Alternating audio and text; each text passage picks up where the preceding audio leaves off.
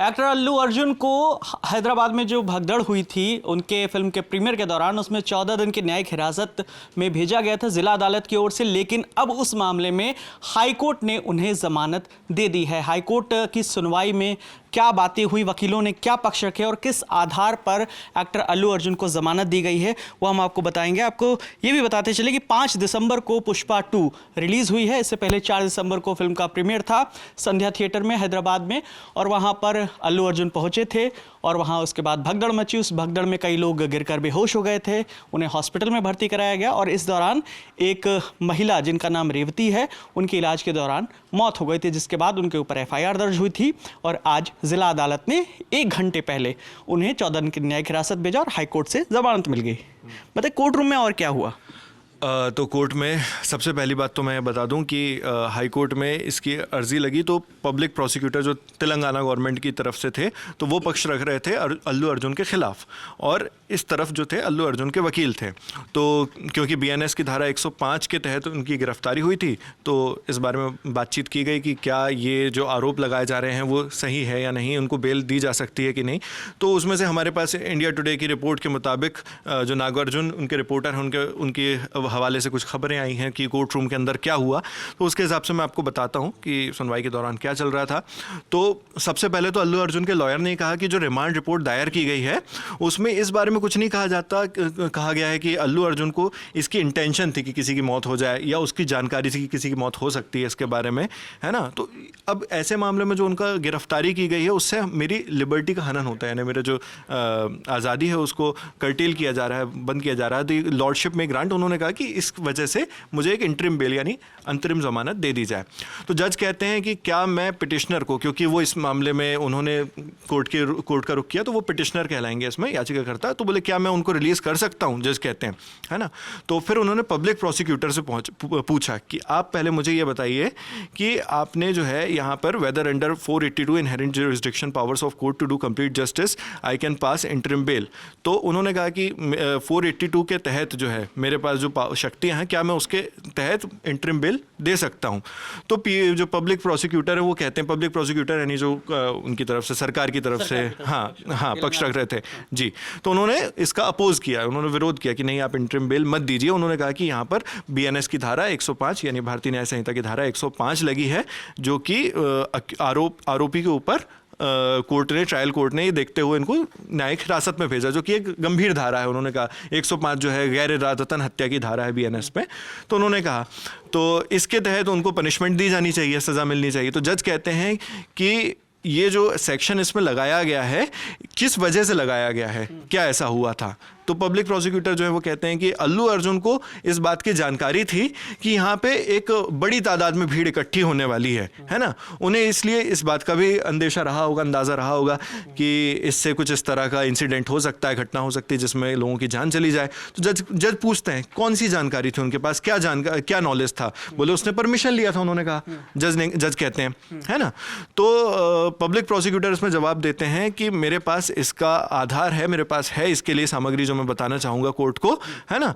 तो वो मैं अपने जो है दे हैव जो उन्होंने असल में उनका कहना था पब्लिक प्रोसिक्यूटर का कि उन्होंने परमिशन ली बस थी, है ना, मतलब परमिशन मांगी बस थी। कहने का मतलब है उन्होंने ऑफिसर्स को जाकर बताया था कि हम ये करना चाहते हैं, उसकी जानकारी दी थी, परमिशन मांगी थी, परमिशन उन्हें मिली नहीं थी।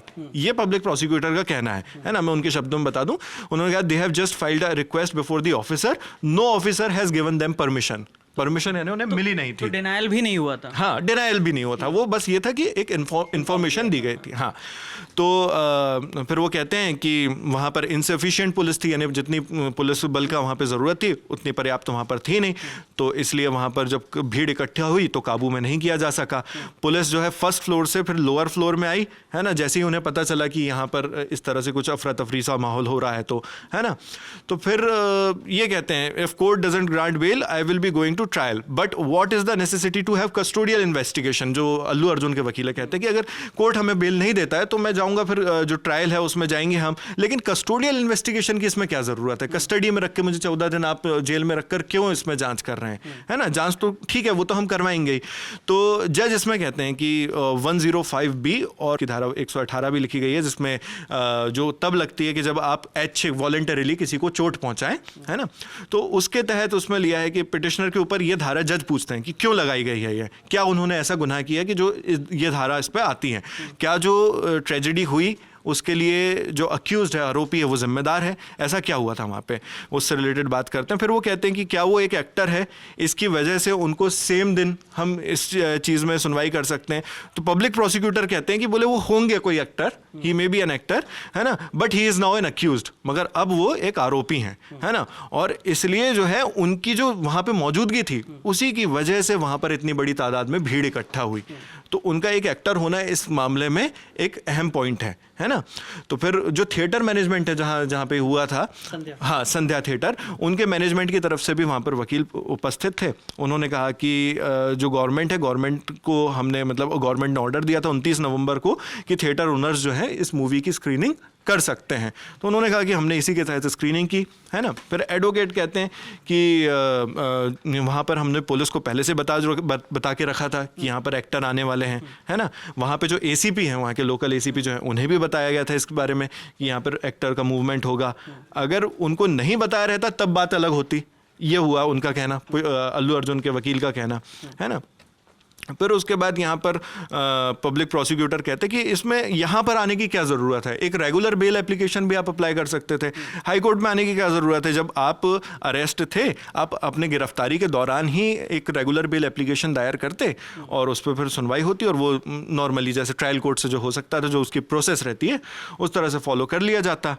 तो फिर यहाँ पे पब्लिक प्रोसिक्यूटर कहते हैं कि ये जो है, ये मामला इतना सिंपल नहीं है, एक जान गई है इसमें, है ना, एक यंग लेडी की मौत हुई है इसमें, जैसा कि उन्होंने कहा, है ना। वो कहते हैं कि कंप्लेनेंट जो है, जो उनके हस्बैंड है, जिन्होंने, हाँ, रेवती के हस्बैंड जो है, उनका बेटा अभी भी वेंटिलेटर पर है, ये यहाँ पे मामला है। तो इसलिए इस केस में इंटरिम रिलीफ यानी अंतरिम जमानत जो है वो तो नहीं दी जा सकती। तो फिर अल्लू अर्जुन के लॉयर कहते हैं कि आप उसे एक आम व्यक्ति की तरह ही ट्रीट कीजिए, आप उसे एक्टर या किसी स्टार की तरह स्पेशल ट्रीटमेंट आपको देने की उसकी ज़रूरत नहीं है, हम मांग भी नहीं रहे हैं, है ना।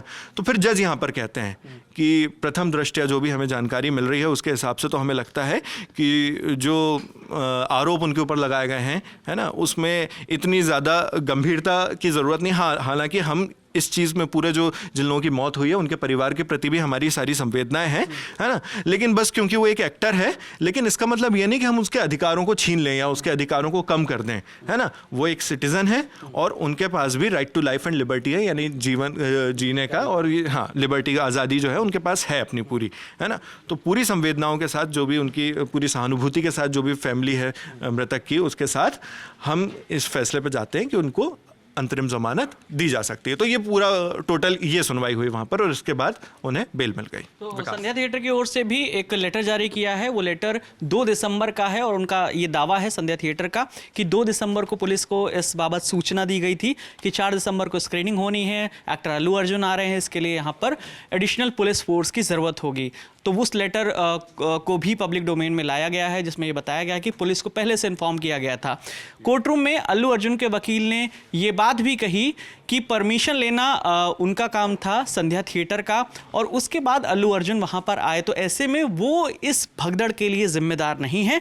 साथ ही रईस फिल्म का भी हवाला दिया था। रईस फिल्म के प्रमोशन के दौरान एक्टर शाहरुख खान गुजरात गए थे और वहाँ पर एक बहुत बड़ा क्राउड था जहाँ उन्होंने टी शर्ट्स फेंकी थी और वहाँ भी भगदड़ मच गई थी। उसको केस का भी हवाला दिया गया था और बताया गया था उस भगदड़ के लिए भी शाहरुख खान को जिम्मेदार कोर्ट ने नहीं ठहराया था। तो ये भी उनकी तरफ से दलील ली गई। फिलहाल उनको जो 14 दिन की न्यायिक हिरासत जिला अदालत की ओर से थी, उस पर उन्हें राहत मिल गई है हाई कोर्ट से। अब उन्हें इस केस में जमानत मिल गई है। जी, मैं यहाँ पर एक पॉइंट जोड़ना चाहूँगा, जो कि क्योंकि पॉलिटिक्स की भी यहाँ पर अब चर्चा शुरू हो गई है। तो जैसा कि अल्लू अर्जुन ने कहा कि हमने, उनके वकील ने वहाँ पर कोर्ट में कहा कि हमने पुलिस को इन्फॉर्म किया था, व्यवस्थाएं बनाई जानी चाहिए थी।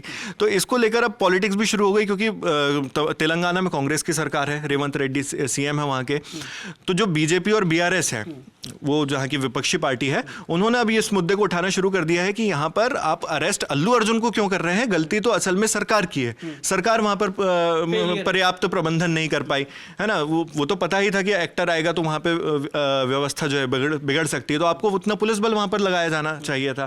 तो बीजेपी के जो सांसद हैं बंदी संजय कुमार, जो मंत्री भी हैं केंद्र सरकार में, राज्य मंत्री हैं गृह मंत्रालय के, उन्होंने ये चीज़ कही है। और बीआरएस के जो केटीआर हैं, जो केसीआर के बेटे भी है, जो पूर्व सीएम के, है ना, केटी रामाराव, तो उन्होंने भी इस चीज़ को लेकर कहा है कि वहाँ पर कांग्रेस सरकार जो है उसका फेलियर है पूरी तरह, वो वहाँ पर प्रबंधन नहीं कर पाई। और अभी तक के जो रेवंत रेड्डी हैं सीएम है वहाँ के, उन्होंने इस मामले पर सिर्फ यही कहा है कि कानून है, कानून अपना काम करेगा, इसमें हमारा कोई इन्वॉल्वमेंट नहीं है। जी। तो सुबह से 6 घंटे में अल्लू अर्जुन की गिरफ्तारी और फिर 14 दिन के न्यायिक हिरासत और उसके बाद उन्हें जमानत। इस पूरे मामले पर अब देखना यह होगा अल्लू अर्जुन की ओर से पहली प्रतिक्रिया क्या आती है, उनकी तरफ से क्या बयान आता है, उस मामले पर लगातार हमारी नजर बनी हुई है। इस बातचीत में हमारे साथी नावेद थे। मेरा नाम विकास वर्मा है। देखते रहिए दी लल्लन टॉप। शुक्रिया।